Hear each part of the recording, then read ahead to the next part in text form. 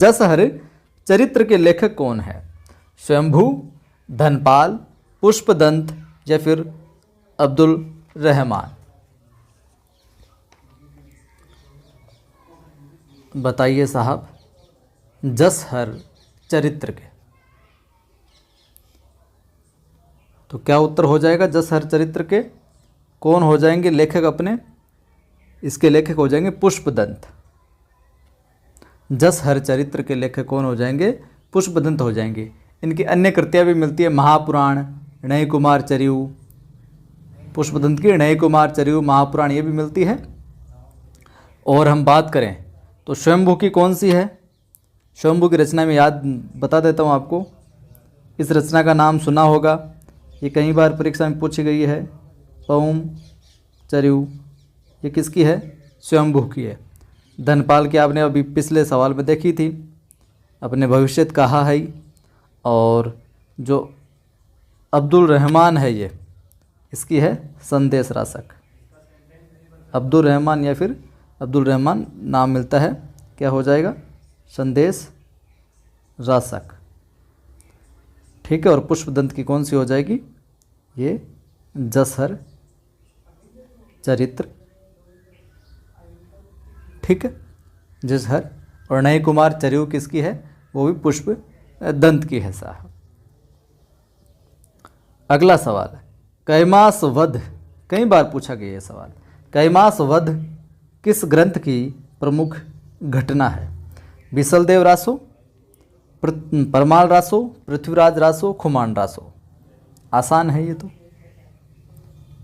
किसकी है कैमास वध? तो ये पृथ्वीराज रासो जो ग्रंथ है उसकी एक घटना है। ठीक है। वहीं हम बात करें बिसलदेव रासो। बिसलदेव रासो है, रचनाकार कौन है इसके? लगभग सभी को याद हो गया होगा। ये तो नरपति नाल, जिनको याद नहीं याद कर नरपति ना, बार बार सवालों के अंदर ये आते रहेंगे तो याद हो जाएंगे। नरपति नाल है। बात करें खुमान रासो की, खुमान रासो की हम बात करें तो कौन हो जाएगा? दलपति विजय। दलपति विजय साहब। खुमान रासो के कौन हो जाएंगे? दलपति विजय साहब हो जाएंगे। और परमाल रासो के? परमाल रासो के कौन? जगनिक महोदय। परमाल रासो के कौन? जगनिक महोदय। और पृथ्वीराज रासो के आप सभी को पता ही है। ठीक। अगला सवाल, अभी तक भी लाइक शेयर नहीं किया तो ज़रूर कर दें आप। निम्नलिखित में से कौन सी रचना अपभ्रंश के प्रभाव से मुक्त हिंदी की रचना मानी जाती है? कौन सी रचना है जो अपभ्रंश के प्रभाव से मुक्त हिंदी की रचना मानी जाती है?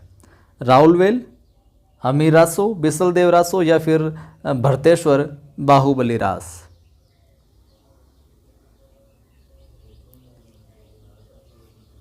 क्या हो जाएगा उत्तर?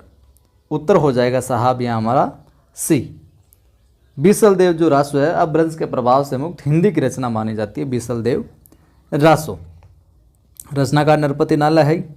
समय की बात आए तो ध्यान में रखना 1212 में एक रचित किस प्रकार रचना ये? श्रृंगारिक। ठीक है, श्रृंगारिक टाइप की रचना है। और हिंदी में जो 12 मासा का वर्णन है सर्वप्रथम बिसलदेव रासो में ही है जो मिलता है। ये सवाल भी कई बार है जो पूछा गया है, ध्यान में रखना आप। अगला सवाल, आलाउदल नाम सुना होगा बहुत बार आपने। आलाउदल नामक वीर सरदारों की वीरतापूर्ण लड़ाइयों का वर्णन निम्नलिखित में से किस ग्रंथ में है?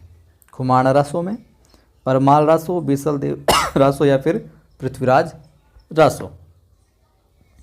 तो आलाउदल की रचना का और अपने अभी मैंने बात की थी पहले, तो परमाल रासो जो है यानी कि बी विकल्प हो जाएगा। तो किस ग्रंथ में है? परमाल रासो में। और परमाल रासो के कौन रचनाकार बताया? जगनिक। इसके अंदर इनकी लड़ाइयों का है जो वर्णन देखने को मिलता है। वहीं हम बात करें तो जो ये परमाल रासो है तो आला उदल नामक जो वीर सरदार इनकी लड़ाइयों का वर्णन किया है जगनीक ने इसके अंदर। आला छंद में लिखे जाने के कारण इसका एक नाम क्या मिलता है, आला खंड में मिलता है। तो इसको किस छंद में लिखा है, आला या फिर आला छंद के अंदर लिखने की वजह से इसका एक नाम क्या मिलता है, आला खंड भी मिलता है, आला खंड भी मिलता है। ये सवाल भी ये नाम देकर भी कई बार पूछा गया है, आला खंड भी मिलता है। और इस छंद को वीर छंद भी कहते हैं। जो आला छंद है इसको और किस नाम से जाना जाता है, इसको साहब अपने वीर छंद के नाम से भी जाना जाता है। आला छंद को वीर छंद भी कहते हैं। और ये छंद जो है 31 मात्राओं का छंद कहा जाता है। 31 मात्राओं का छंद है जो कहा जाता है इसको, 31 मात्राओं का छंद। या यूं कहें युद्ध भूमि में जोश बढ़ाने के लिए इस प्रकार के छंदों का जो प्रयोग किया जाता था। आला खंड जो है ये बहुत इंपॉर्टेंट बात बताने जा रहा हूं मैं, यहाँ पर नोट कर लीजिएगा। ये आला खंड जो है इसको सर्वप्रथम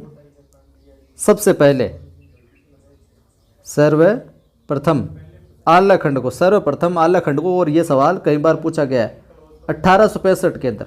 सबसे पहले 1865 में फर्रुखाबाद के जिलाधीश थे उस समय के, चार्ल्स इलियट।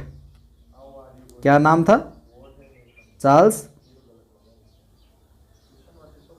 इलियट। तो सर्वप्रथम 1865 में चार्ल्स इलियट नाम के एक शख्स रहे हैं जो फर्रुखाबाद के तत्कालीन जिलाधीश थे। इन्होंने प्रकाशित करवाया था आला खंड को।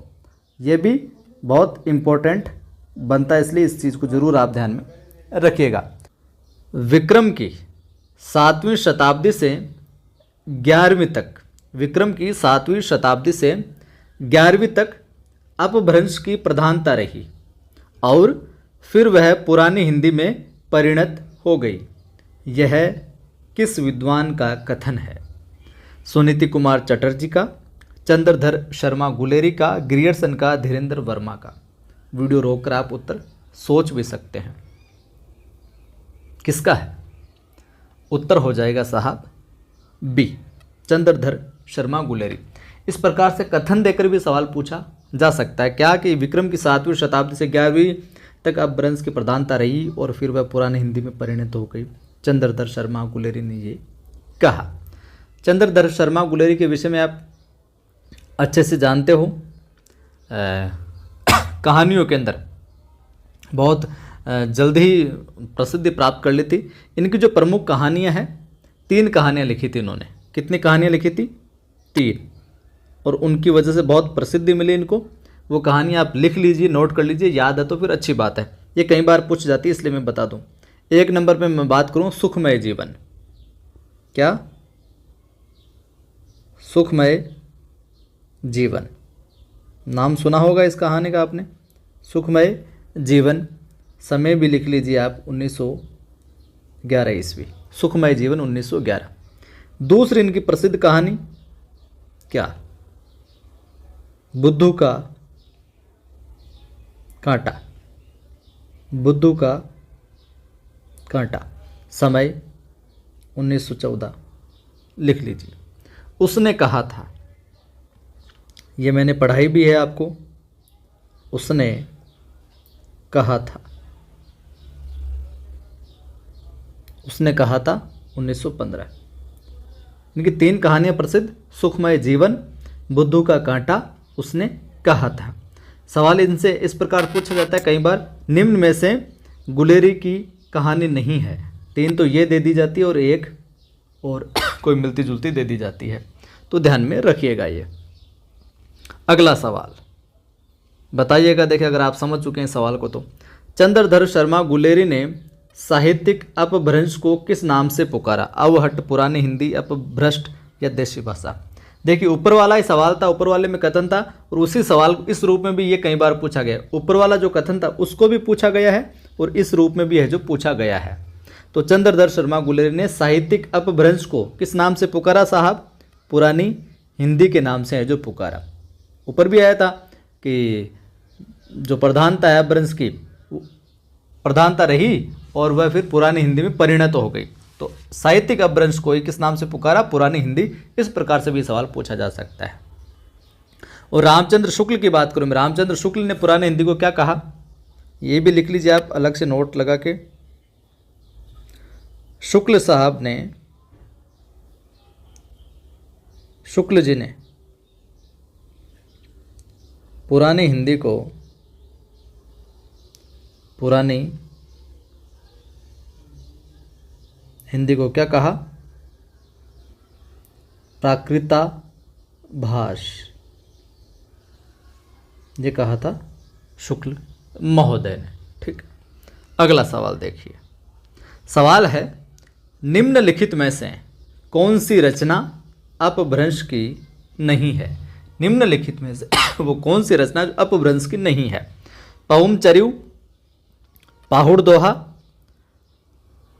भविष्यत कहा, या फिर चित्रावली? कौन सी रचना अपभ्रंश की नहीं है? बताओ देखें।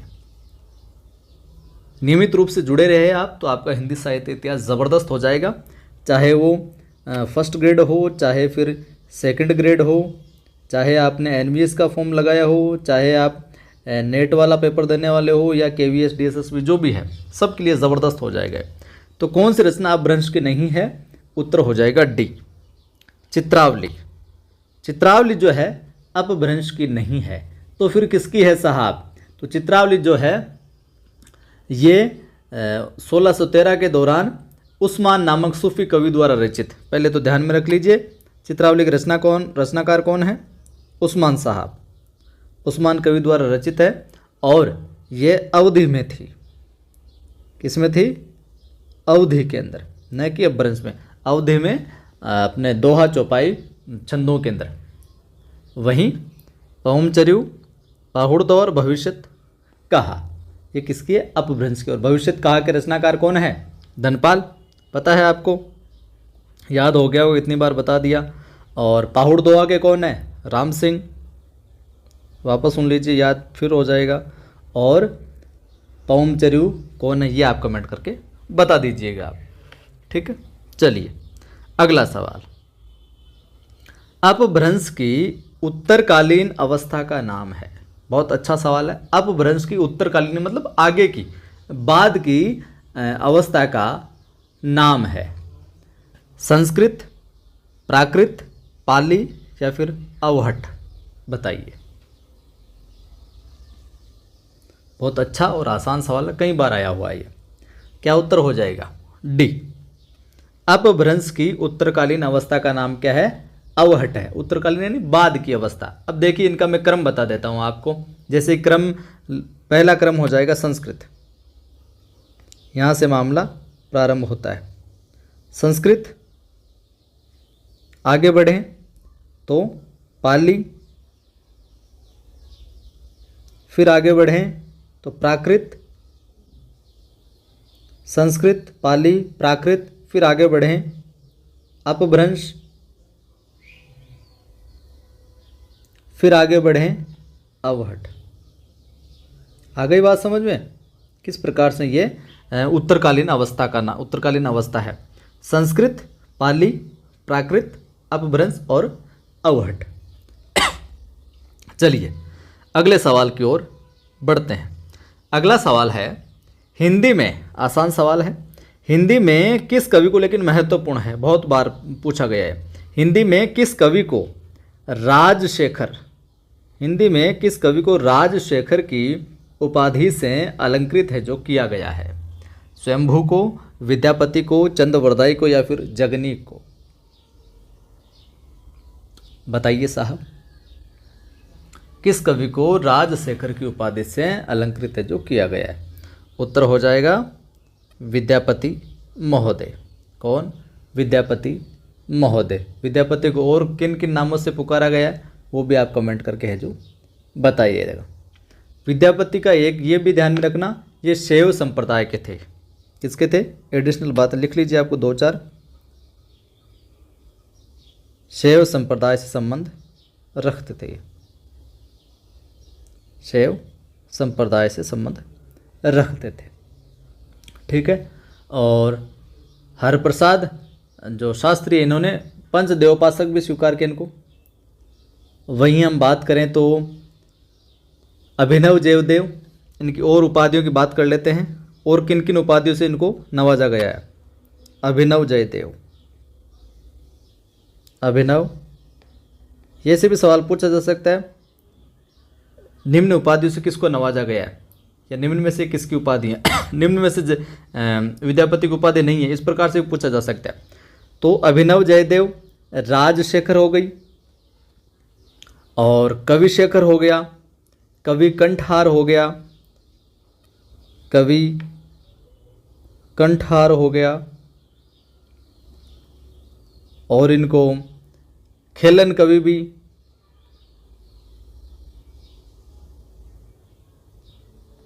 मैथिल कोकिल भी, ये तो जगत प्रसिद्ध है, मैथिल कोकिल भी, और पंचानन भी, ये भी इन्हीं की उपाधि है। इनकी उपाधि एक दशावधान। तो इतनी उपाधियों से इनको नवाजा गया। तो ये विद्यापति की ये और अन्य उपाधियां हैं। अभिनव जयदेव, राजशेखर, कंठहार, खेलन कवि, मैथिल कोकिल, पंचानन, दशावधान, नव कवि शेखर, इस प्रकार से भी। ठीक है, चलिए अगला सवाल। पुस्तक जलहण हत दे चली गजन नृपकाय। पुस्तक जलन हत दे चली गजन नृपकाय, यह पंक्ति किस कवि से संबंधित है? नरपति नालय, विद्याधर, चंद्रप्रदायी या जलहण? बहुत बार पूछा गया है, आसान सवाल है। उत्तर क्या हो जाएगा? सी, चंद्रप्रदायी से संबंधित है। ठीक है, पृथ्वीराज रासो की हम बात करें तो इनका जो ग्रंथ है 68 प्रकार के छंदों का प्रयोग किया है। वहीं एक पृथ्वीराज रासो से संबंधित विशेष बात ये लिख लीजिए यहाँ पर, यह है कि अपने हजारी प्रसाद द्विवेदी ने पृथ्वीराज रासो को सुख सुखी संवाद के रूप में रचित माना है। सुख सुखी संवाद के रूप में रचित माना है। किसने? हजारी प्रसाद द्विवेदी साहब ने। हजारी प्रसाद द्विवेदी सुख सुख संवाद के रूप में, और किसको? पृथ्वीराज रासो को, पृथ्वीराज रासो को। ठीक है, वहीं जो बच्चन महोदय हैं, डॉक्टर बच्चन सिंह, इन्होंने इसको एक राजनीतिक महाकाव्य माना है। क्या कहा है? राजनीतिक महाकाव्य माना है बच्चन सिंह ने, या फिर यूं कहें दूसरे शब्दों में राजनीति की महाकाव्यात्मक त्रासदी है।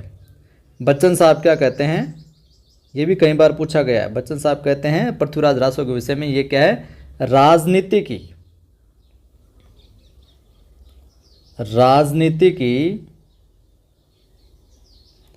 महाकाव्यात्मक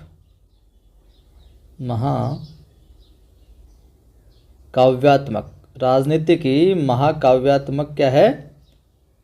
त्रासदी है। कौन कहते हैं? डॉक्टर बच्चन सिंह कहते हैं कि यह एक राजनीतिक महाकाव्य है, या फिर दूसरे शब्दों में कहें तो राजनीति की महाकाव्यात्मक त्रासदी है। ये बहुत बार पूछा गया है, तो ध्यान में। रानी केतकी की कहानी के रचनाकार कौन है? आसान सवाल है, लेकिन इसके अंदर हम थोड़ा सा डिटेल में जाएंगे तो आपको कुछ और नई चीज़ें देखने को मिलेंगी। रानी केतकी की कहानी के रचनाकार चंद्रधर शर्मा गुलेरी, मुंशी प्रेमचंद, इंशाअल्लाह खां या फिर लल्लू लाल? तो उत्तर क्या हो जाएगा? उत्तर हो जाएगा साहब आपके इंशाअल्लाह खां। रानी केतकी की कहानी के रचनाकार कौन? इंशाअल्लाह खां। ठीक है, ये बात। तो इसका एक और नाम देखने को मिलता है, और वो नाम क्या मिलता है? मैं यहाँ लिख देता हूँ, उदयभान चरित। क्या मिलता है? उदयभान चरित। रानी केतकी की कहानी का एक नाम और क्या देखने को मिलता है? उदयभान चरित है जो देखने को मिलता है।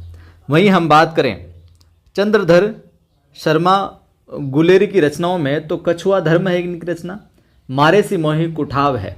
कछुआ धर्म और मारे सी मोही कुठाव है, ये बहुत प्रसिद्ध रचनाएं इनकी। मैं लिख देता हूँ, चलो यहाँ पर चंद्रधर शर्मा की कछुआ धर्म। और एक कौन सी है? मारेसी मोही कुंठाव शर्मा की। मुंशी प्रेमचंद की तो आप जानते ही हो, सेवा सदन, करबला। तो सेवा सदन हो गया, अपने करबला हो गया, प्रेम की वेदी हो गया, गबन हो गया, ये सब क्या है? अपने प्रेमचंद जी की रचनाएं हैं। लल्लूलाल जी की हम बात करें तो लल्लूलाल जी की रचनाओं के अंदर देख लीजिए आप, ये लल्लूलाल जी उर्दू को यामिनी भाषा कहते थे। एक तो ये ध्यान में रखना, उर्दू को क्या कहते थे? यामिनी भाषा कहते थे। और इन्होंने प्रेम सागर की रचना की थी। किसकी? प्रेम सागर की। लल्लूलाल जी किसकी रचना की? प्रेम सागर की। तो इसकी रचना करते समय यामिनी भाषा को छोड़ने की बात कही थी, यानी कि उर्दू को, और उर्दू को यामिनी भाषा ये कहा करते थे। अगला सवाल देखिए। सवाल ये भी आपने कई बार पढ़ रखा है, ये भी कई बार परीक्षा में आया हुआ है। आचार्य शुक्ल ने रासो शब्द का संबंध किस शब्द से माना है? आचार्य शुक्ल ने रासो शब्द का संबंध किस शब्द से माना है? रास से, रसायन से, रहस्य से, या फिर रासक से? अच्छा सवाल है। क्या उत्तर हो जाएगा? बी, रसायन से। रामचंद्र शुक्ल ने, जैसे रामचंद्र, तो रामचंद्र जी क्या रामायण है, तो आपको यहाँ पे ध्यान में रखना रसायन, रामायण रसायन। तो रामचंद्र शुक्ल ने रासो शब्द का संबंध किससे माना? रसायन से। ठीक है। इसके अतिरिक्त जो रास शब्द से मानते हैं, रास इससे संबंध, वो कौन है विद्वान? नंद दुलारे वाजपेयी। नंद दुलारे अपने वाजपेयी साहब, नंद दुलारे वाजपेयी मूल शब्द किसे मानते हैं? रास से मानते हैं, नंद दुलारे वाजपेयी। तो और रसायन का हो गया आपने शुक्ल साहब, शुक्ल साहब हो गया। रहस्य की मैं बात करूं तो रहस्य से मानते हैं कविराज श्यामल दास, कविराज या कविराजा श्यामल दास, कविराज श्यामल दास और काशी प्रसाद जायसवाल, काशी प्रसाद जायसवाल। ठीक है, काशी प्रसाद जायसवाल साहब। रासक से मैं बात करूं यहां पर, तो रासक से एक तो अपने हजारी प्रसाद साहब, महत्वपूर्ण है ये भी, हजारी प्रसाद द्विवेदी जी। तो देखिए रसायन शुक्ल और रासक हजारी प्रसाद द्विवेदी, ये जरूर महत्वपूर्ण है, रासक वाला हजारी प्रसाद से संबंधित, तो ध्यान में रखिएगा। नरोत्तम स्वामी साहब, नरोत्तम स्वामी जी रासक से मानते हैं। दशरथ शर्मा, दशरथ शर्मा साहब भी। ठीक है, तो नंद दुलारे वाजपेयी रास से, रसायन से शुक्ल, रहस्य कविराज श्यामलदास, काशी प्रसाद जायसवाल, और रासक से हजारी प्रसाद द्विवेदी, नरोत्तम स्वामी और दशरथ शर्मा। तो रसायन से शुक्ल और रासक से हजारी प्रसाद द्विवेदी, ये दो तो जरूर ध्यान में रखिएगा आप। अगला सवाल है, गद्य पद्य मिश्रित चंपू काव्य की प्राचीनतम हिंदी कृति कौन सी है? गद्य पद्य मिश्रित चंपू काव्य की प्राचीनतम हिंदी कृति कौन सी है साहब? वर्ण रत्नाकर, उक्ति व्यक्ति प्रकरण को कहा माना है, राहुल वेल को, या फिर परमात्मा प्रकाश को? तो ये भी कई बार पूछा गया है। उत्तर हो जाएगा सी, राहुल वेल। गद्य पद्य मिश्रित चंपू काव्य की प्राचीनतम कृति कौन सी है? राहुल वेल है साहब। वहीं ये भी ध्यान में रखना, हिंदी साहित्य में नखशिख वर्णन की जो श्रृंगार परंपरा का आरंभ है, जो इसी रचना से माना जाता है, इसे राहुल वेल से ही। लिख देता हूं मैं यहां पर, नखशिख जो अपने है नखशिख परंपरा, नखशिख परंपरा का वर्णन है, जो श्रृंगारिक वर्णन है, वो प्रारंभ इसी से माना जाता है। ध्यान में रखिएगा थोड़ा सा। वहीं इस रचना में हिंदी के 7 बोलियों के शब्द मिलते हैं। कितनी बोलियों की इस रचना में? 7 बोलियों के शब्द है जो देखने को मिलते हैं साहब। ये भी एक थोड़ी सी एडिशनल बात है जो आप ध्यान में रखना। और जिसमें प्रमुख रूप से कौन सी बोली के शब्द मिलते हैं? राजस्थानी के। तो पहली बात क्या हो गई? गद्य पद्य मिश्रित चंपू का प्राचीनतम हिंदी कृति है ये राउलवेल। नक्शिक वर्णन का श्रृंगारिक वर्णन प्रारंभ यहीं से देखने को मिलता है। लगभग 7 बोलियों के शब्द इसमें देखने को मिलता है और प्रमुख रूप से प्रधान जो बोली के शब्द मिलते हैं वो राजस्थानी के मिलते हैं इसमें। और राउलवेल क्या है? शिलांकित कृति है। क्या है? शिलांकित कृति है, शिला पर अंकित है ये। और इसके रचयिता कौन है राउलवेल के? रोड़ा कवि है। कौन है? रोड़ा कवि है। ठीक है, बात इसका काम हो गया। अब मैं बात करूँ यहाँ पर जो आगे वाली है, जैसे कि वर्ण रत्नाकर है। किसकी है वर्ण रत्नाकर? मैथिली हिंदी में रचित ज्योतिरीश्वर ठाकुर की प्रथम गद्य रचना है ये। प्रथम गद्य रचना किसकी? ज्योतिरीश्वर ठाकुर की, वर्ण रत्नाकर। आगे बात सुन। और उक्ति व्यक्ति जो प्रकरण है एक व्याकरण ग्रंथ है। यह भी कई बार पूछा गया है किस प्रकार का ग्रंथ है, तो ये क्या है? व्याकरण ग्रंथ है। कौन सा? उक्ति व्यक्ति प्रकरण क्या है साहब? एक व्याकरण ग्रंथ है। और इसकी रचना महाराज गोविंद चंद के सभा पंडित थे। कौन? दामोदर शर्मा। उक्ति व्यक्ति प्रकरण की रचना महाराज गोविंद के जो सभा के जो पंडित थे दामोदर शर्मा, इन्होंने 12वीं शताब्दी के दौरान हेतु की थी। तो कौन? दामोदर शर्मा। दामोदर शर्मा साहब ने इसका क्या किया था? लेखन है जो किया था। और परमात्मा जो प्रकाश नामक पुस्तक है, इसकी रचना किसने की थी? जोइंदू ने। ये मैंने आपको पहले ही बताया था। तो इस प्रकार से आप मेरे साथ इस सीरीज से परीक्षा तक अगर जुड़े रहे तो यकीन जानिए बेहद इम्पोर्टेंट सवाल, और परीक्षा तक ग्रेड फर्स्ट हो चाहे सेकंड हो, चाहे आप एनवीएस का फॉर्म लगाओ, चाहे नेट की आगामी जो परीक्षा होने वाली है वो दो, सबके अंदर आपका हिंदी साहित्य इतिहास बहुत बेहतरीन ढंग से मजबूत हो जाएगा। अच्छा लगता है ज़रूर शेयर किया करें, लाइक भी किया करें। पहली बार देखने वाले सभी साथी चैनल को सब्सक्राइब कर लेना, घंटे निशान पर क्लिक करना ताकि सूचना मिलती रहे। ये सवाल अलग तरीके से हैं, इस तरह के भी आजकल सवाल है जो पूछे जाते हैं। स्थापना में मैं बात करूं तो कथन ये है, स्थापना या कथन ये है मूल कथन कि जनता की चित्तवृत्ति के परिवर्तन के साथ साहित्य के स्वरूप में परिवर्तन नहीं होता है। अब तर्क क्या है? क्योंकि प्रत्येक देश का साहित्य वहाँ की जनता की चित्तवृत्ति का संचित प्रतिबिंब होता है, इसलिए परिवर्तन नहीं होता है। तो बताइए, ए गलत आर सही, ए गलत है या आर सही है? ए और आर दोनों यहाँ पर गलत सही है, ये होगा। ए और आर दोनों गलत है, ये सही गलत है, ये विकल्प सही होगा, या फिर ए सही है और आर गलत है? कौन सा विकल्प सही होगा? यहाँ पर वीडियो को रोक के आप सोच सकते हैं वापस सही से। तो क्या उत्तर हो जाएगा? उत्तर हो जाएगा यहाँ पर ए।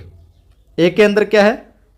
ए गलत है, यानी कि स्थापना यहाँ पर गलत दी हुई है, और आर सही यानी कि तर्क है जो सही दिया। देखिए ए गलत क्यों बताया? कि जनता के चित्तवृत्ति के परिवर्तन के साथ, जनता की जो चित्तवृत्ति है अंतर्मन, उसके परिवर्तन के साथ ही साहित्य के स्वरूप में परिवर्तन नहीं होता। ये तो गलत बात है, ठीक है। अब सही बात क्या? तर्क क्या है इसके पीछे? सही क्या है?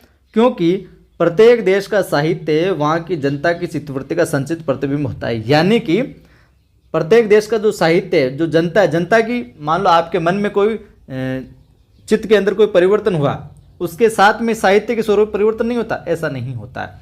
जनता की चित्तवृत्ति जैसे जैसे बदलती जाती है, परिवर्तित होती जाती है, वैसे ही साहित्य में परिवर्तन है जो आने लग जाता है।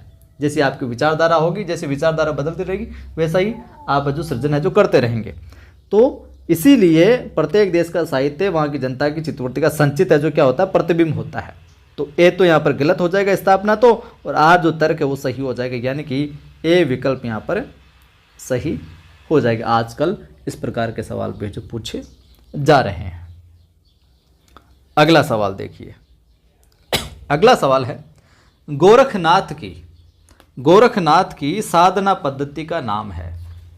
गोरखनाथ साहब जो हैं उनकी साधना पद्धति का क्या नाम है? व्रजवाणी साधना, हठयोग साधना, काल भैरव साधना, या फिर सम्यक साधना? सवाल आसान है लेकिन थोड़ा सा हम इसका डिस्क्रिप्शन देखेंगे, इस वजह से ये सवाल बनाया गया। और ये सवाल राजस्थान कॉलेज लेक्चर भर्ती परीक्षा 2014 में आया हुआ भी है। कब? 2014 में। तो कौन सी है? उत्तर हो जाएगा बी, हठयोग साधना। हठयोग साधना पद्धति है गोरखनाथ की।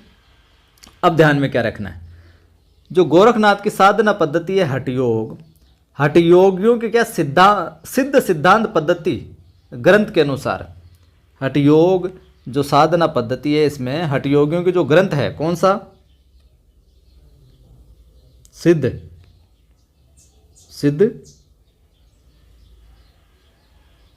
सिद्ध सिद्धांत पद्धति, इनकी जो सिद्धांतों की पद्धति है इस ग्रंथ के अनुसार जो है हट के अंदर जो है इसका अर्थ तो क्या है? सूर्य। है का अर्थ क्या है? सूर्य। और जो ठ है इसका अर्थ क्या है? चंद्र। तो हठ योग के अंदर हट का अगर अर्थ पूछा जाए तो है का अर्थ तो हो जाएगा सूर्य और ठ का अर्थ हो जाएगा चंद्र। ये जरूर ध्यान में रखना। और किस ग्रंथ के अनुसार? सिद्ध सिद्धांत पद्धति ग्रंथ के अनुसार। तो इन दोनों का योग ही क्या है? हठ योग है। और गोरखनाथ को नाथ पंथ का क्या आरंभ करता भी माना जाता है। ठीक है, आगे देखिए साहब, अगला सवाल देखते हैं। सवाल आसान है लेकिन थोड़ी सी हम डिटेल देखेंगे तो और आपको कुछ नई जानकारी मिलेगी। पाहुड़ दोहा, पाहुड़ दोहा ग्रंथ के रचनाकार कौन थे साहब? जोहिंदू, राम सिंह, जिनदत्त सूरी या फिर धनपाल। पाहुड़ दोहा ग्रंथ के आसान है, कौन थे? राम सिंह साहब। पाहुड़ दोहा ग्रंथ के रचनाकार कौन थे? राम सिंह साहब। अब एक बात यहाँ पर ध्यान रखने वाली बात यह है, मुनि जो राम सिंह है जैन साहित्य में सर्वश्रेष्ठ रहस्यवादी कवि कहे जाते हैं। राम सिंह क्या है साहब? जैन साहित्य में, जैन साहित्य में क्या?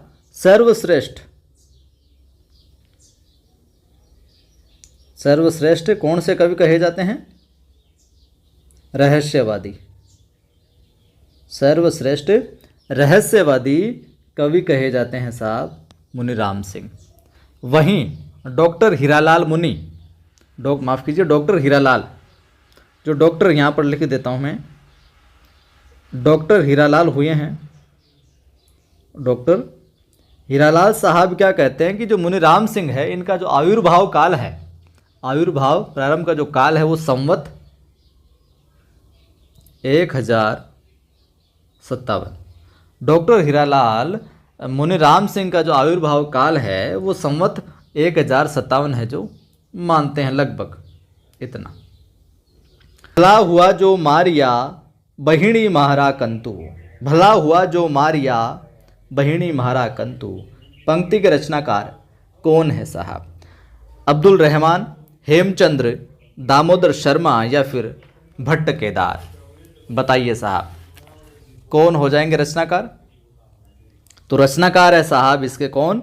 बी विकल्प, हेमचंद्र साहब जो हैं इसके रचनाकार हैं। और इनका व्याकरण ग्रंथ था क्या? सिद्ध हेमचंद्र शब्दानुशासन। ठीक है, और महत्वपूर्ण इनकी पुस्तकों की हम बात करें तो कुमारपाल चरित, योग शास्त्र, छंदोनुशासन और देशी नाम माला कोश। तो कुमारपाल चरित और योग शास्त्र और प्राकृत व्याकरण, इन तीनों का जरूर आप ध्यान में रखिएगा।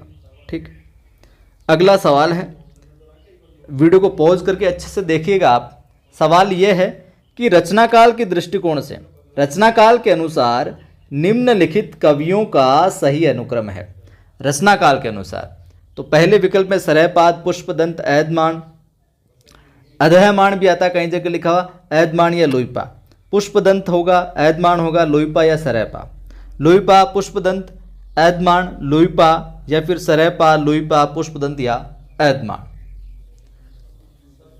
बताइए कौन सा विकल्प होगा रचनाकाल के अनुसार सही? तो सही उत्तर क्या हो जाएगा? सही उत्तर हो जाएगा साथियों यहाँ पर डी, सरहपा पहले, फिर बाद में लुईपा, फिर पुष्पदंत और फिर अहदमाण या फिर अधहमाण। कई जगह यह भी देखने को मिलता है क्या, अधहमाण। ठीक है, अब देख लीजिए, इनका मैं समय भी आपको बता देता हूं। सबसे पहले क्या, सरहपा अपने जो है, ठीक है, 1 नंबर पे इनका देखें तो 7वीं 8वीं शती। 2 नंबर पे क्या आता है, लुईपा 8वीं शती। 3 नंबर पे क्या, पुष्पदंत, क्या 10वीं। ठीक है, 4 नंबर पे क्या, अपने अधहमाण या अहदमाण, समय 14वीं शती। तो 7वीं 8वीं 10वीं और 14वीं, तो सरहपा, लोईपा, पुष्पदंत और अहदमाण या फिर अधहमाण। ठीक है, अगला सवाल है अपना, सिद्धों और योगियों की रचनाओं का जीवन की स्वाभाविक अनुभूतियों और दशाओं से कोई संबंध नहीं है। सिद्धों और योगियों की जो रचनाएं हैं उनका जीवन की जो स्वाभाविक अनुभूतियां हैं और जो दशाएं, उनसे कोई संबंध नहीं है, अतः वे शुद्ध साहित्य के अंतर्गत नहीं आती।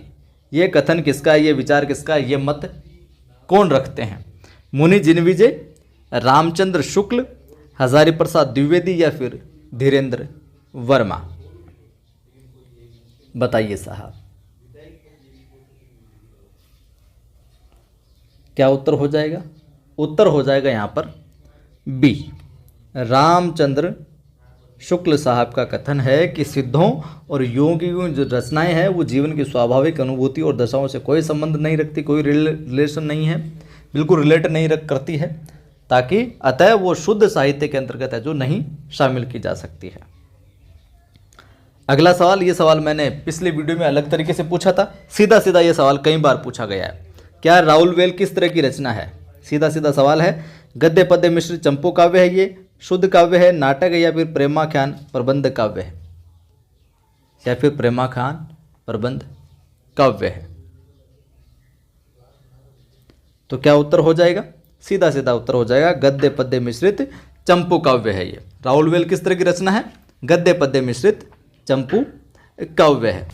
अपभ्रंश के जो नमूने हमें पद्य में मिलते हैं, अपभ्रंश के जो नमूने हमें पद्य में मिलते हैं, वह उस काव्य भाषा के हैं जो पुरानेपन के कारण बोलने की भाषा से कुछ अलग, बहुत दिनों तक, आदिकाल के अंत क्या उसके कुछ पीछे तक, आदिकाल के अंत या फिर उसके कुछ पीछे तक पोथियों में चलती रही।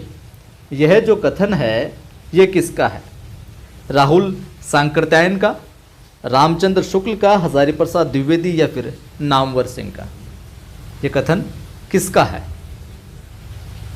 उत्तर हो जाएगा साहब यहाँ पर हमारा बी, रामचंद्र शुक्ल साहब ये कहते हैं।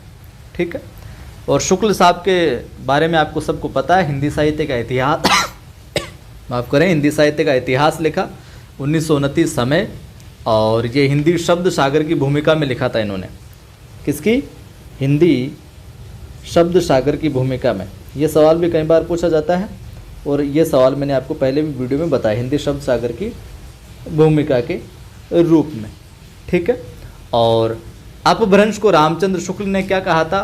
प्राकृताभास। ये सवाल भी मैंने पिछली वीडियो में पूछा था, वापस आपको मैं इसलिए याद दिला रहा हूँ, बार बार रिमाइंडर, आप बार बार सुनोगे तो आपको अच्छे से याद हो जाएगा, क्योंकि ये सवाल बार बार पूछा जाता है। रामचंद्र शुक्ल ने अपभ्रंश को क्या कहा? प्राकृताभास कहा था। और चंद्रधर शर्मा गुलेरी ने क्या कहा, वो आप कमेंट करके बताना। ये सवाल मैंने आपसे पूछा था, और इन्होंने नाम दिया था कालखंडों के इतिहास को, वीरगाथा काल, भक्तिकाल, रीतिकाल और गद्यकाल। ठीक है, अगला सवाल देखिए। अगला सवाल है, निम्न में से नाथ साहित्य की कौन सी विशेषता नहीं है? निम्न में से नाथ साहित्य की कौन सी विशेषता नहीं है? रामायण तथा महाभारत से संबंधित कथाओं का साहित्य में समावेश। दूसरा ऑप्शन है चित्त की शुद्धि और सदाचार में आस्था, गुरु महिमा या फिर उलट बासिया। कौन सी विशेषता है जो नाथ साहित्य की नहीं है? बताइए साहब। और तेज़ बारिश हो रही है, कुछ आवाज़ आ सकती है बारिश की भी आपको, लेकिन आपके सुनने में कोई परेशानी नहीं होगी उतनी। तो पहला विकल्प हो जाएगा। यहाँ पर जो है रामायण तथा महाभारत से संबंधित कथाओं का साहित्य में समावेश, ये विशेषता नाथ साहित्य की नहीं है, यानी कि नाथ साहित्य के अंदर अपने रामायण और महाभारत की जो कथाएं हैं उनका समावेश देखने को नहीं मिलता है। बाकी चित्त की शुद्धि और सदाचार में आस्था विशेषता है, गुरु महिमा में देखने को मिलती है, उलट वहाँ से देखने को मिलती है। ठीक है, और इसके जो संस्थापक थे वो गोरखनाथ है जो माने जाते हैं। अगला अपना सवाल है, आत्मबोध किसकी रचना है? आत्मबोध किसकी रचना है? जालंधर नाथ की, गोरखनाथ की, मच्छंद्र नाथ की, या फिर इनमें से कोई नहीं? बताइए साहब, आसान सवाल है ये तो आत्मबोध जो रचना है वो अपने हैं गोरखनाथ साहब की। ठीक है, जो कि नाथ संप्रदाय के क्या प्रवर्तक माने जाते हैं। और पीताम्बर दत्त बड़तवाल ने, ये सवाल भी मैंने पहले वीडियो में पूछा, पीताम्बर दत्त बड़तवाल ने गोरखनाथ की जो रचनाएं थी उनका संकलन किया था गोरखबानी नाम से। किस नाम से? गोरखबानी। तो ये पूछ लिया जाए गोरखबानी किसकी रचनाओं का संकलन है? तो गोरखबानी किसकी रचनाओं का संकलन है? गोरखनाथ की। पहला सवाल ऐसे पूछ लिया जाएगा। दूसरा, इसका संकलन किसने किया था? तो वो करने वाले थे साहब अपने कौन? पीताम्बर दत्त बड़तवाल।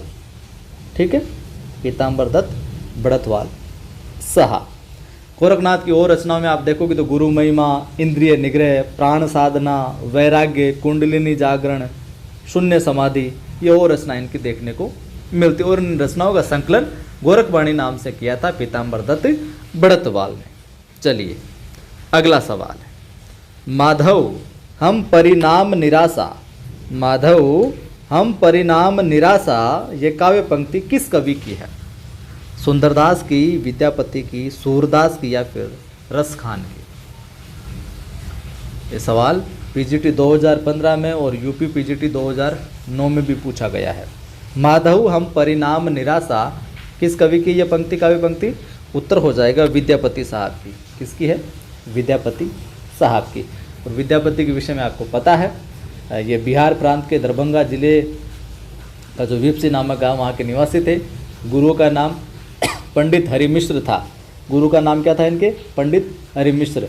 रचनाओं की बात करें तो इनके जो ग्रंथ थे विद्यापति के बहुत बहुप्रचलित रहे। कीर्ति पताका देखने को मिलता है, कीर्ति लता देखने को मिलता है, और पदावली जो कि मैथिली में रचित है वो है, और बच्चन ने इन्हें क्या जातीय कवि है जो कहा है। ठीक है, बच्चन जातीय कवि इनको कहते हैं ये नाम। और कई जातीय कवि और विद्वान भी मानते हैं, एक दो नाम की बच्चन नहीं है, बच्चन के अतिरिक्त दूसरे विद्वान हैं, तो वो भी देखने को मिलता है। अगला सवाल है, बौद्ध गान ओ दोहा, बौद्ध गान ओ दोहा का संपादन किसने किया? बौद्ध गान ओ दोहा का संपादन किसने किया? राहुल सांकृत्यायन ने, सूर्यकांत शास्त्री ने, प्रबोध चंद्र बागची ने, या फिर हरप्रसाद शास्त्री ने? बताइए उत्तर। तो सही उत्तर हो जाएगा क्या? डी, बौद्ध गान और दोहा का संपादन किया था हरप्रसाद शास्त्री ने, हरप्रसाद शास्त्री ने। और हम बात करें राहुल सांकृत्यायन की, तो राहुल सांकृत्यायन ने किया था संपादन हिंदी काव्य धारा का। राहुल सांकृत्यायन द्वारा संपादित ग्रंथ है हिंदी काव्य धारा। ठीक है, हिंदी काव्य धारा। और प्रबोध चंद्र बागची की हम बात करें यहाँ पर, तो दोहा कोश का संपादन किया था इन्होंने। और अपने जो बौद्ध गान ओ दोहा है हरप्रसाद शास्त्री हो ही गया। अगला सवाल देखिए, ये सवाल मैंने पहले आपको बता दिया इसका उत्तर। आला खंड का दूसरा नाम है परमाल रासो, बिसल देव रासो, खुमान रासो या हमी रासो? सीधा सवाल है, उत्तर क्या हो जाएगा? ए, परमाल रासो। आला खंड का दूसरा नाम क्या है? परमाल रासो। लेकिन बिसल देव रासो के रचयिता कौन है? नरपति नालय। ये कूट के अंदर पूछा जाता है, ध्यान में रख लीजिएगा, नरपति नालय। खुमाण रासो के रचयिता ध्यान में रखना कौन? दलपति विजय। दलपति विजय, इसलिए ये सवाल यहाँ पर संकलित किया है मैंने। दलपति विजय। हमीरासो के कौन? शारंगधर। हमीरासो के कौन है साहब? शारंगधर। तो परमाल रासो आलाखंड हो ही जाएगा। परमाल रासो के रचनाकार कौन है? जगनीक। अगर अब कोर्ट के अंदर पूछे तो आपका सही हो जाएगा। बिसल देव रासो, नरपति नालय, खुमाण रासो, दलपति विजय, हमीरासो, शारंगधर। तो ये तो थे आज की वीडियो में कुछ सवाल, लेकिन इनके साथ ही मैं कुछ रचनाएं और रचनाकार आपको लिखवा देता हूँ, वो भी बहुत महत्वपूर्ण और बहुत बार है जो पूछा जाता है।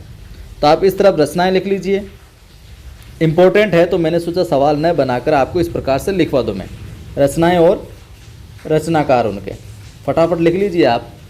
पहली रचना मैं यहाँ पर शामिल करूँ तो वो है प्राकृत प्रकाश। प्राकृत प्रकाश, इसके रचनाकार कौन है? वररुचि। वररुचि। प्राकृत प्रकाश के रचनाकार कौन हो जाएंगे? वररुचि। यह रचना आपको सर्वविदित है। श्रावकाचार्य कौन हो जाएंगे?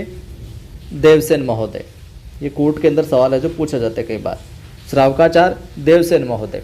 बात करें प्रबंध चिंतामणि की, प्रबंध चिंतामणि। प्रबंध चिंतामणि ये कल परसों मैंने वीडियो में बताया था। इसका क्या हो, कौन है रचनाकार, वो आप कमेंट करके बताना। प्रबंध चिंतामणि का रचनाकार कौन होगा ये आप कमेंट करना। अगला मैं आपको बता दूं, कुमारपाल प्रतिबोध।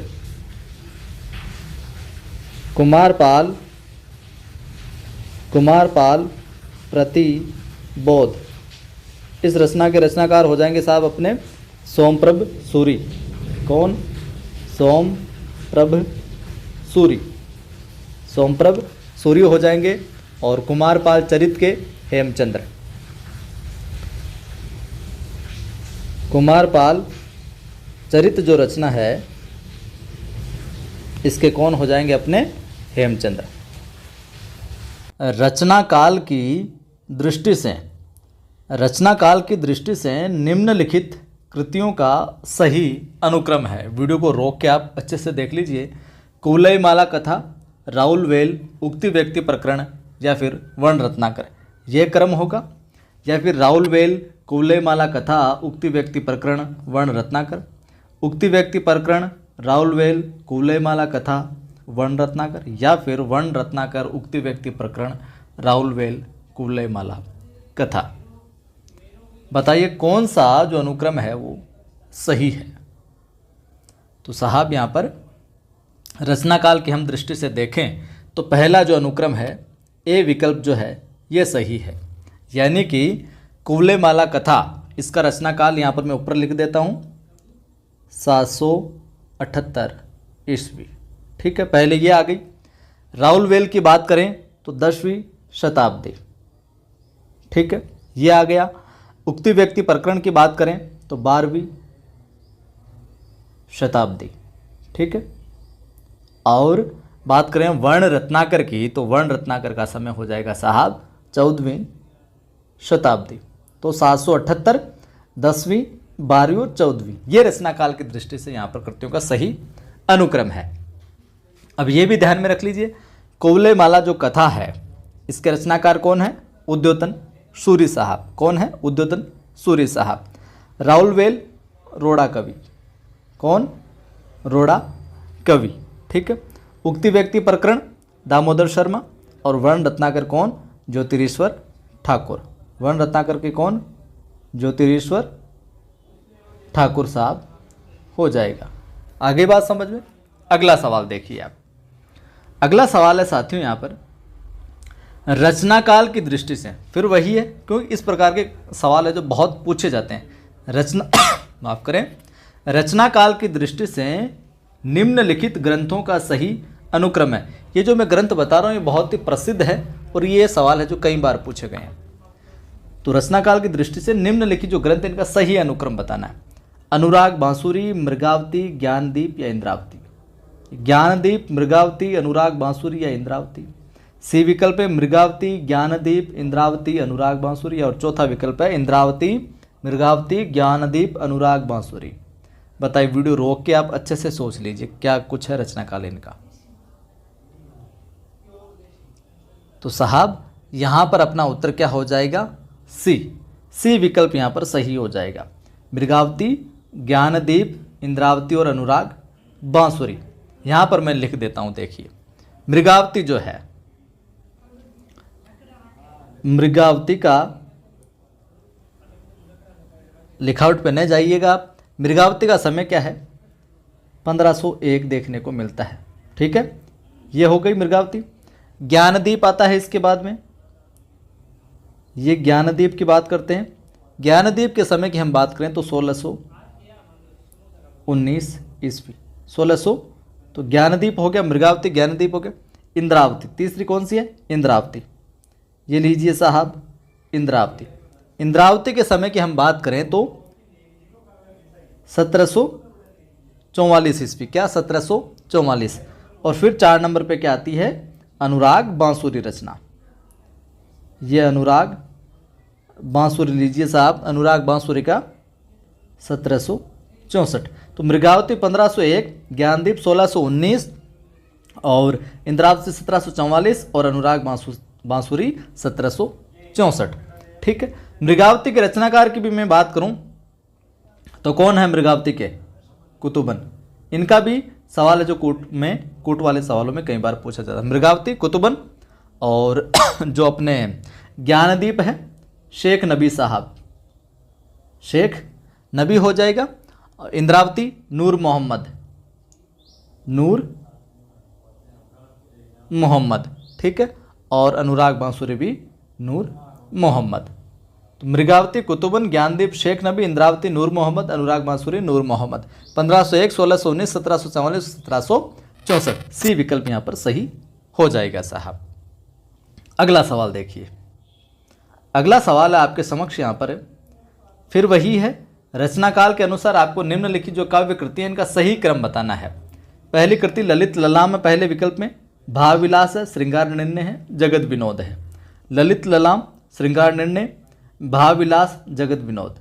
ललित ललाम, जगत विनोद, श्रृंगार निर्णय, भाव विलास। और भाव विलास, ललित ललाम, श्रृंगार निर्णय, जगत विनोद। तीनों विकल्पों में ए बी सी के अंदर पहले ललित ललाम ललित ललाम ललित ललाम है, तो इसलिए सिमिलर लग रहा है, इसलिए आपको सही रचनाओं का जो रचनाकाल है कम से कम 2-3 का तो आपको पता होना ही चाहिए। बताइए कौन सा विकल्प सही होगा।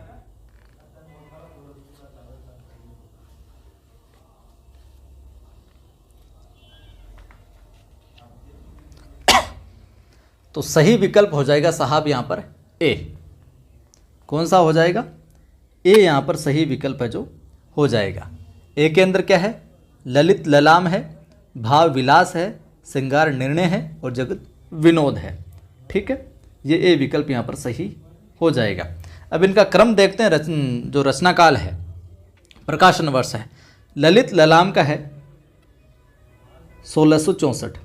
ललित ललाम का कितना, 1664 ईस्वी। ठीक है, बात करें भाव विलास की तो भाव विलास का है 1689, ये 1689 ईस्वी लीजिए साहब। श्रृंगार निर्णय की बात करें 1750 देखने को मिलता है। ठीक है, और आगे है जो अपने जगत विनोद, इसका पूरी तरीके से देखने को मिलता नहीं है, लेकिन ये इनके बाद की रचना है। तो ये क्रम देख लीजिए आप, 1664, 1689, 1750, ये मिल गया तो आगे वाला सेट हो जाएगा। अब इनके जो रचनाकार है वो भी आप देख लीजिए। ललित ललाम किसकी है, रचनाकार कौन है, मतीराम साहब। किसकी है ललित ललाम, मतीराम की। भावविलास सबको विदित होगा, देव साहब। भावविलास किसकी है, देव की है। श्रृंगार निर्णय कई बार पूछेगी, सिंगल भी पूछा जाता है, भिखारी दास की। कई बार सवाल सिंगल का भी बनता है कि श्रृंगार निर्णय के रचनाकार कौन है, भावविलास के रचनाकार कौन है, ललित ललाम के लेखक कौन है। तो ललित ललाम मतीराम, भावविलास देव की है, श्रृंगार निर्णय भिखारी दास की है। जगत विनोद पद्माकर भट्ट साहब। कौन, पद्माकर भट्ट की है, ये पद्माकर भट्ट की है। और जो देव साहब है इनका मूल नाम क्या था, देवदत्त था। और देव आचार्य और कवि दोनों रूपों में प्रसिद्ध थे।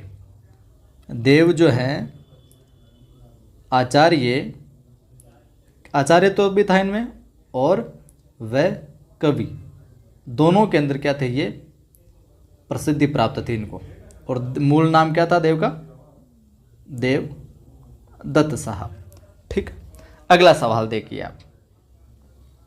अगला सवाल भी इसी प्रकार का है, क्योंकि इसी प्रकार के सवाल पूछे जाते हैं तो ये महत्वपूर्ण रचनाएं, इसलिए मैंने सोचा कि यही करवाएं आपको। जन्म काल के अनुसार, अब लेखकों के जन्म काल की बात है, जन्म काल के अनुसार निम्नलिखित कथाकारों का सही अनुक्रम है। ये सभी के सभी क्या है, कथाकार है। तो पहले वीडियो को रोक के आप पढ़ लीजिए अच्छे से। जैनेन्द्र, भगवती चरण वर्मा, अमृतलाल नागर और हजारी प्रसाद द्विवेदी।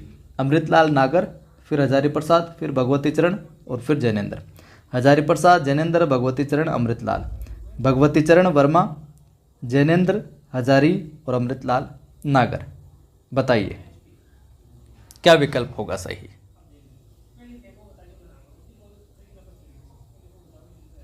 तो सही उत्तर हो जाएगा साहब अपना क्या, डी।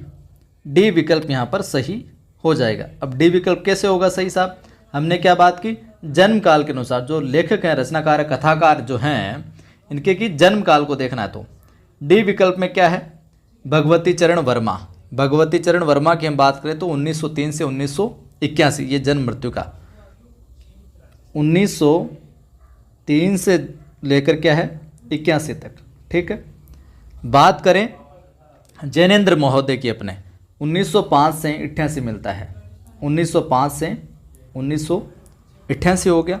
हजारी प्रसाद द्विवेदी की बात करें, सबको पता होगा 1907 से 1979 तक देखने को मिलता है, 1907 से। ठीक है, और अमृतलाल साहब का हो जाएगा 1916। अगर आपको इनका जन्म भी पता रहता, केवल जन्म भी पता हो तो भी मामला सेट हो जाएगा जन्म के अकॉर्डिंग। जन्म काल पूछा है तो केवल मृत्यु नहीं पता हो तो जन्म 1903, 1905, 1907 और 1916 हो जाएगा।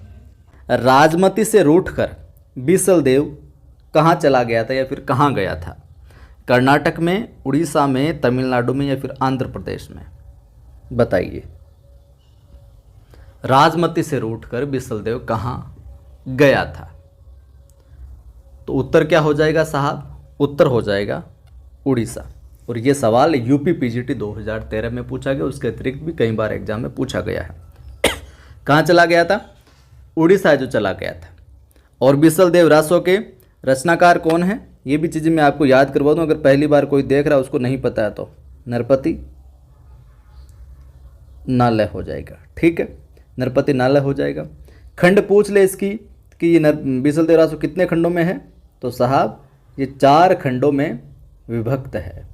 कितने खंडों में है, 4 खंडों में। ये सारी चीज़ें आप बार बार सुनते रहोगे मेरे साथ तो याद हो जाएगी। 4 खंडों में। और खंड 2 में यह वर्णित है कौन सा, कि जो रूठ कर जो है बीसल देव किधर चला गया, उड़ीसा में। ये कौन से खंड में है, खंड 2 में वर्णित है कि राजमती को छोड़कर बीसल देव उड़ीसा है जो चला जाता है। और वहाँ पर कितने साल रहता है, वहाँ पर ऐसा वर्णन मिलता है कि वहाँ पर वो 1 वर्ष जो व्यतीत करता है। ठीक, अगला सवाल देखिए साहब, इनमें से किस ग्रंथ में लिखा है कि अग्नि परीक्षा के बाद सीता जो है वो जैन धर्म में क्या हो गई, दीक्षित हो जाती है। कौन सा ग्रंथ है वो जिसमें लिखा है कि अग्नि परीक्षा होती है सीता की और उसके बाद में वो जैन धर्म में जो दीक्षित हो जाती है उसको अपना लेती है। महापुराण में, परमात्मा प्रकाश में, भविष्यत कहा में या फिर पौम चर्यू में। बताइए साहब, तो क्या उत्तर होगा, उत्तर हो जाएगा साहब अपना यहाँ पर डी। पौम चर्यू में लिखा है कि अग्नि परीक्षा के बाद सीता क्या है, जैन धर्म में दीक्षित हो जाती है। और इसके रचनाकार को मैंने आपको बहुत बार बताया हुआ है। अब आप कमेंट करके बताना पौम चर्यू के रचनाकार कौन है साहब। ठीक है, अगला सवाल है पंच पांडव चरित रास। पंच पांडव चरित रास के रचयिता कौन है, पंच पांडव चरित रास के रचयिता शालिभद्र सूरी, आसगु, नरपति नालय या दलपति विजय। बताइए, अच्छा सवाल है, ये पीजीटी 2015 में आया हुआ है। तो उत्तर क्या हो जाएगा, ए शालिभद्र सूरी पंच पांडव चरित रास के। ठीक है, समय हम बात करें इसकी तो समय आपको देखने को मिल जाता है इसका 1350 ईस्वी के तकरीबन। ठीक है, इसकी विशेष बात यह है, हिंदी का प्रथम ऐतिहासिक रास ग्रंथ है ये। क्या है? हिंदी का प्रथम किस प्रकार ग्रंथ? ऐतिहासिक। हिंदी का प्रथम ऐतिहासिक रास ग्रंथ। हिस्टोरिकल में भी किस प्रकार, कौन सा? रास, ऐतिहासिक रास ग्रंथ है ये ध्यान में रखना। इसमें इतिहास से संबंधित है, जो पंच पांडव चरित प्रथम ऐतिहासिक अपने रास ग्रंथ है ये, जो हो जाएगा साहब। और गणपति चंद्र गुप्त ने, फिर रिमाइंड करवा देता हूँ आपको, मैं याद करवा देता हूँ, गणपति चंद्र गुप्त ने शालिभद्र सूरी को हिंदी का प्रथम कवि माना है। किसने? गणपति साहब ने, गणपति चंद्र गुप्त ने क्या हिंदी का जो प्रथम कवि वो है, इसको माना है। ठीक है, और इनके द्वारा रचित अन्य ग्रंथ भी है, कौन सा? भरतेश्वर बाहुबली रास। भरतेश्वर बाहुबली रास। भरतेश्वर बाहुबली रास के मैं विषय में आपको बताऊं तो भरतेश्वर जो बाहुबली है, ये भरतेश्वर और बाहुबली की दोनों की कथा है इसके अंदर। ठीक है, आगे देखिए साहब, आगे हम बात करें अगले सवाल की, तो अगला सवाल हमारा इस प्रकार है, आदिकाल में किस प्रकार का साहित्य लिखा जा रहा था? देखिए, अब की बार थोड़ा सा पाठ्यक्रम जो विस्तृत है, तो विशेषताओं से संबंधित सवाल जो है आपको ज़्यादा देखने को मिलेंगे साहब। हर काल की विशेषता आपको ध्यान में होनी चाहिए। तो आदिकाल में किस प्रकार का साहित्य जो लिखा जा रहा था? जनजीवन से हटकर राजाओं की वीरता का अतिरंजित वर्णन, या कृष्ण भक्ति पर आधारित काव्य, या निर्गुण उपासना, या इनमें से कोई नहीं? किस प्रकार का साहित्य लिखा जा रहा था साहब आदिकाल में? तो क्या उत्तर हो जाएगा? उत्तर हो जाएगा अपना ए, जनजीवन से हटकर राजाओं की वीरता का क्या अतिरंजित वर्णन है जो आदिकाल में मिल रहा था आपको। क्योंकि कृष्ण भक्ति शाखा भी यहाँ से संबंध निर्गुण वाली नहीं है, तो ये हो गई बात। यहाँ पर क्या था कि आदिकाल के जो कवि ज़्यादा चारण कवि कहे जाते हैं, ये क्या अपने जो आश्रयदाता थे उन राजाओं की प्रशंसा अतिशयोक्तिपूर्ण है जो क्या करते थे, कुछ ने वास्तविकता में भी कहा है। ठीक, अगला सवाल है, ये भी इसी प्रकार का है, अमीर खुसरो की पहेलियाँ और मुकरियाँ, पहेलियाँ भी लिखी मुकरियाँ भी लिखी, इनका क्या उद्देश्य रहा? अमीर खुसरो की पहेली और मुकरियों क्या उद्देश्य है? पृथ्वीराज चौहान की वीरता का वर्णन करना था, या अलाउद्दीन और अमीर के युद्धों का वर्णन करना था, या मनोरंजन के माध्यम से लोक व्यवहार की शिक्षा देना था, या फिर कोई उद्देश्य नहीं है इनमें से? तो क्या होगा उत्तर? बताइए जरा सोच के। उत्तर हो जाएगा साहब अपना सी। इन्होंने क्या किया, अमीर खुसरो ने जो भी साहित्य सृजना की, उनमें जो पहेलियाँ और मुकरियाँ लिखी, उनमें मनोरंजन करना तो था ही था ये एक माध्यम, लेकिन मनोरंजन के साथ साथ में लोक व्यवहार की शिक्षा भी देखने को मिलती है आपको। अब मारवाड़ी में कहवा ना अपने बडेरा है जो डोकरा पूछे के लतन पाड़ी पूछूँ मैं, पाड़ी में तो वही पहेली, और सेकंड थर्ड की क्लासों में किताबों में कुछ पहेली देखने को मिलती है आपको। तो पहेलियों का और मुकरियों का उद्देश्य क्या रहा? मनोरंजन के माध्यम से एंटरटेनमेंट तो होता ही है, साथ साथ में लोक व्यवहार की शिक्षा देना भी इनका उद्देश्य रहा था। बहुत अच्छा सवाल है ये। अगला सवाल है, रासो ग्रंथ किस भाषा में लिखे गए थे? जितने भी रासो ग्रंथ लिखे गए थे वो किस भाषा में है जो लिखे गए थे? खड़ी बोली, अवधी, ब्रज भाषा, या डिंगल पिंगल ज़्यादातर? तो बताइए क्या हो जाएगा उत्तर? आसान है ये तो।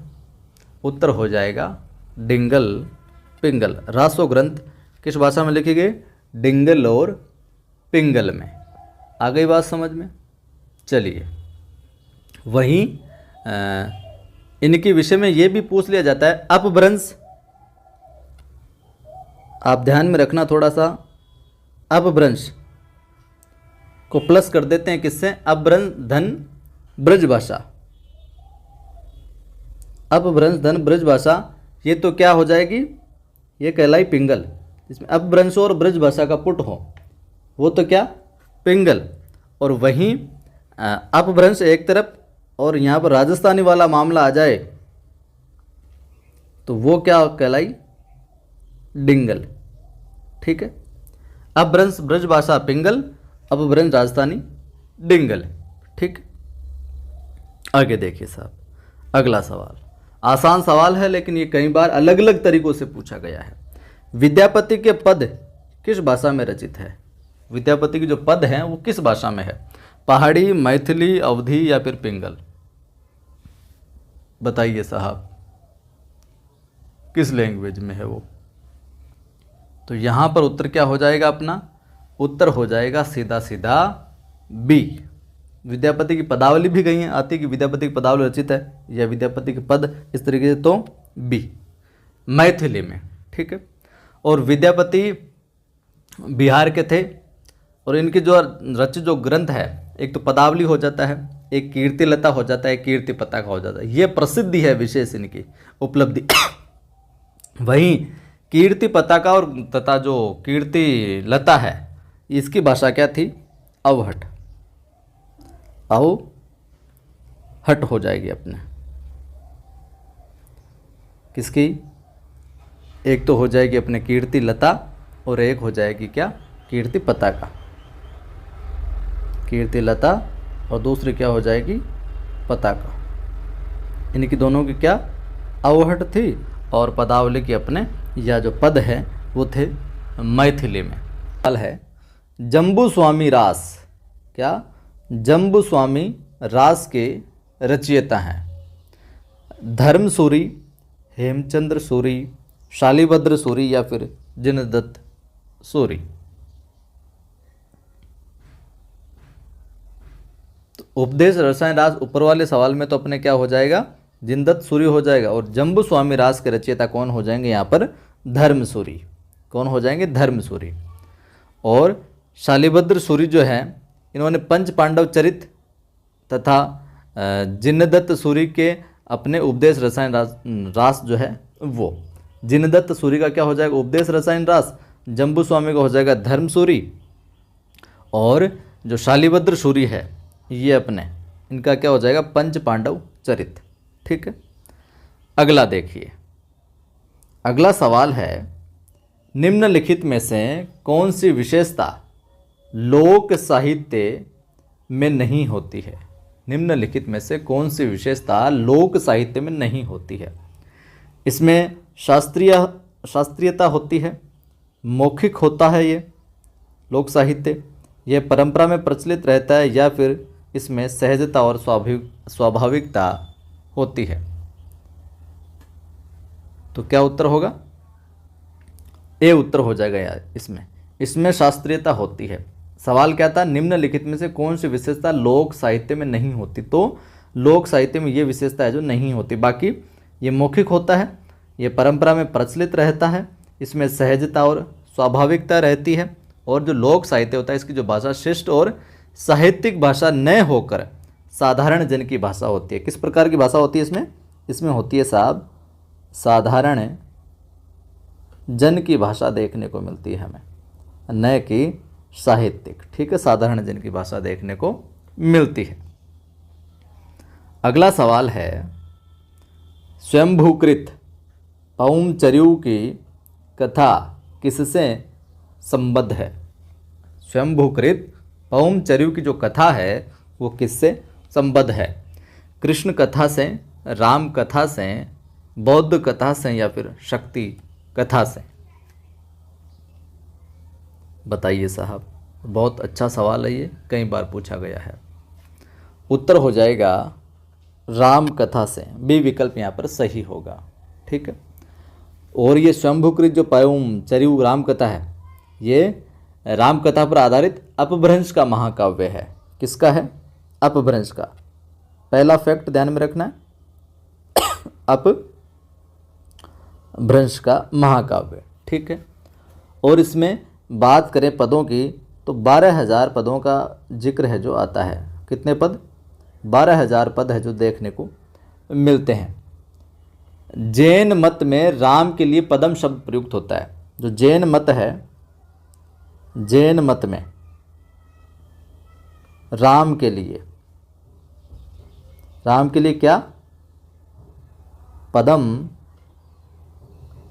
शब्द है जो काम में लिया जाता है, पदम शब्द है जो प्रयोग में लिया जाता है जैन मत में, किसके लिए? राम के लिए। ये चीज़ है भी ध्यान में रखिएगा आप। और इसीलिए शंभु ने रामायण को पदमचरित कहा है। क्या कहा है? पदमचरित। पदमचरित या पौमचर्यु, या यूँ कहें पौमचर्यु जो है इसका नाम आप पदमचरित भी है जो कह सकते हैं, इसको पदमचरित भी है जो कह सकते हैं, पौमचर्यु को पदमचरित भी है जो कह सकते हैं। और राम कथा पर आधारित है ये कथा, इससे संबद्ध है। और शंभु को आपको पता ही है अपभ्रंश का वाल्मीकि कहा जाता है। अगला सवाल देखिए। अगला सवाल है ढोला मारूरा दूहा। ढोला मारूरा दूहा किस क्षेत्र का लोकप्रिय लोक भाषा काव्य रहा है? ढोला मारूरा दूहा किस क्षेत्र का लोकप्रिय लोक भाषा काव्य रहा है? महाराष्ट्र, राजस्थान, उत्तर प्रदेश या फिर गुजरात? किसका रहा है बताइए। तो क्या उत्तर हो जाएगा यहाँ पर? सी, माफ़ कीजिए बी, राजस्थान का ये है जो रहा है। राजस्थान का लोकप्रिय लोक भाषा का काव्य है जो रहा है। और इसके समय की बात करें तो ये 11वीं शताब्दी में ही किस में रचा था? दोहा छंद में। ढोला मारूरा दोहा दोहा छंद में रचित 11वीं शताब्दी का लोक भाषा काव्य है ये। इसे हम इस तरीके से कह सकते हैं, लोक भाषा काव्य, ये कहकर हम इसे संबोधित कर सकते हैं, लोक भाषा काव्य।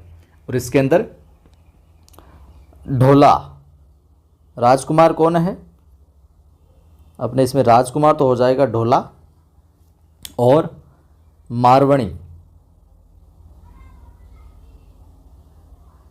मारवणी जो है वो हो जाएगी क्या? राजकुमारी।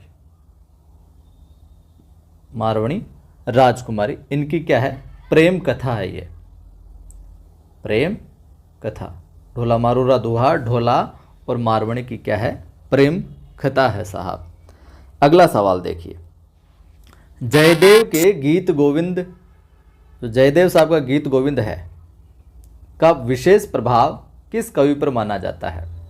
जयदेव साहब की जो गीत गोविंद है टीका, इसका विशेष प्रभाव किस पर माना जाता है? विद्यापति, मीराबाई, सूरदास, चित्त स्वामी? तो उत्तर हो जाएगा ए, विद्यापति साहब पर माना जाता है। अगला सवाल है अपभ्रंश शब्द का प्रयोग सबसे पहले कहाँ देखने को मिलता है? अपभ्रंश का जिक्र जो आता है वो सबसे पहले कहाँ देखने को मिलता है? सूरदास की रचनाओं में, भरतमुनि की रचनाओं में, या फिर राजा धारसेन द्वितीय के शिलालेख में, या फिर तुलसीदास की रचनाओं में? बताइए। तो उत्तर क्या हो जाएगा यहाँ पर? उत्तर हो जाएगा सी, राजा धारसेन द्वितीय के शिलालेख में अपभ्रंश शब्द का प्रयोग सबसे पहले देखने को है जो मिलता है अपने को। ठीक है। अगला सवाल है आदिकाल। आदिकाल और भक्तिकाल के बीच एक स्वर्णिम कड़ी किसे कहा जाता है? आदिकाल और भक्तिकाल के बीच एक स्वर्णिम कड़ी किसे कहा जाता है? जयदेव को, विद्यापति को, जायसी को, या फिर जगनीक को? किसको कहा जाता है?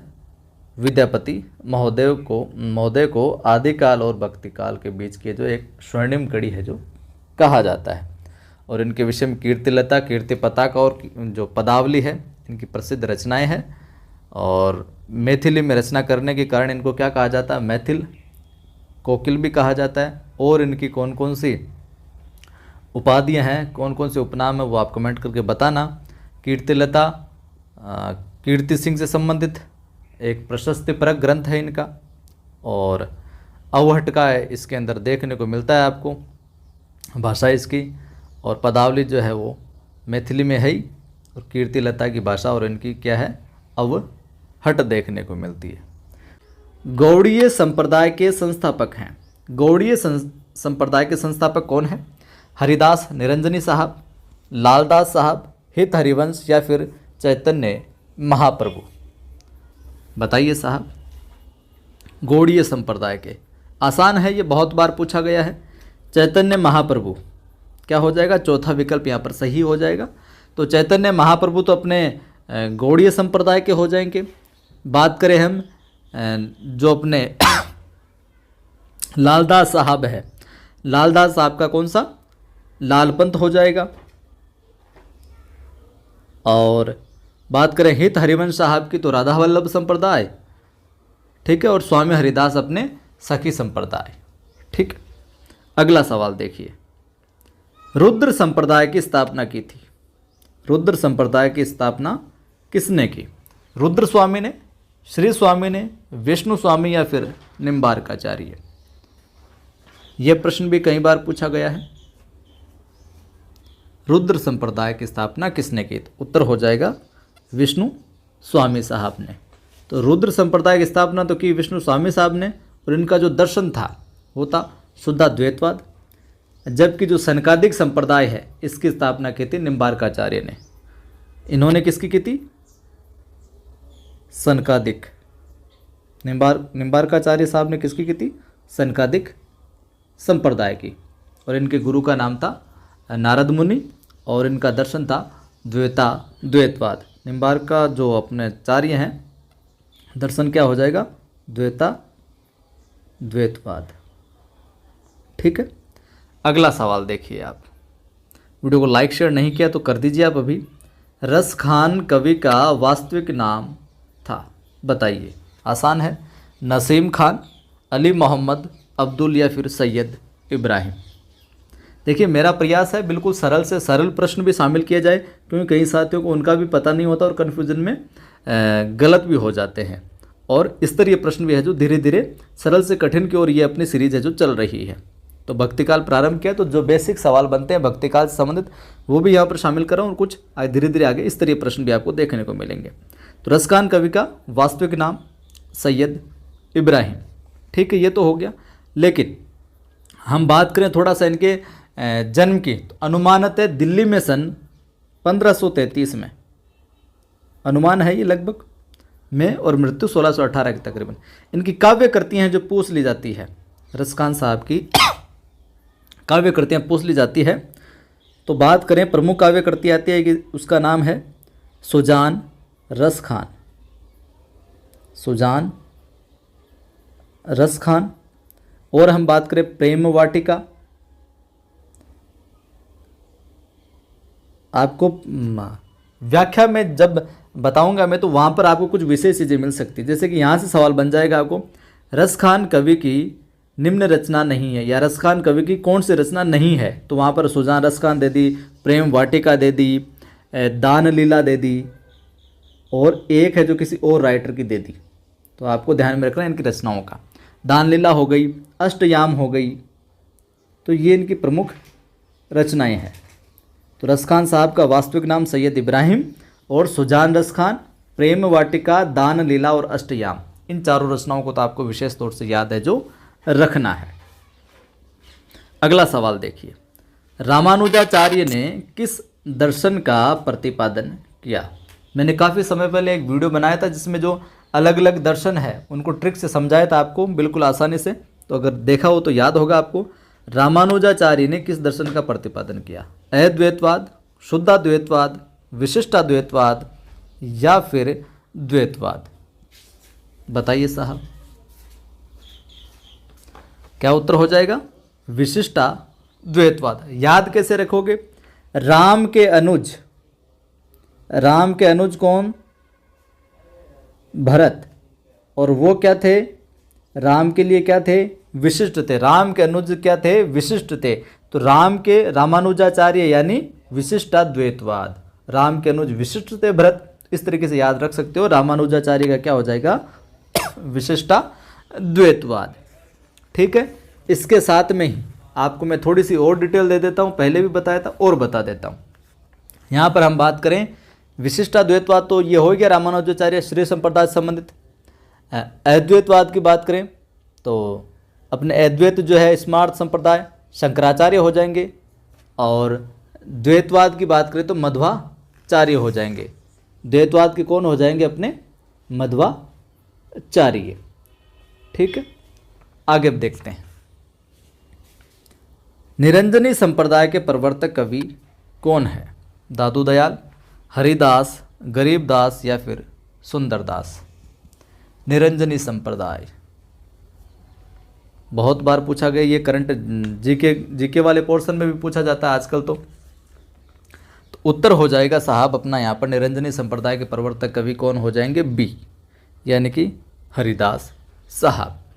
और स्वामी जो हरिदास है, इन्होंने वृंदावन में निम्बार्क मत के अंतर्गत सखी संप्रदाय या फिर टट्टी संप्रदाय की स्थापना है जो की थी।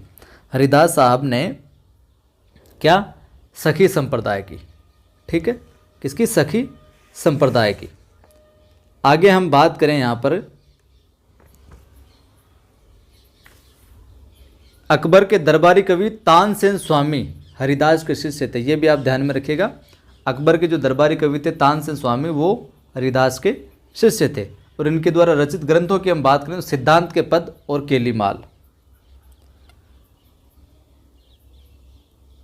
सिद्धांत के पद और केली माल इनकी रचनाएं देखने को मिलती है साहब। अगला सवाल है अपना, आकाश धर्मगुरु कहा जाता है।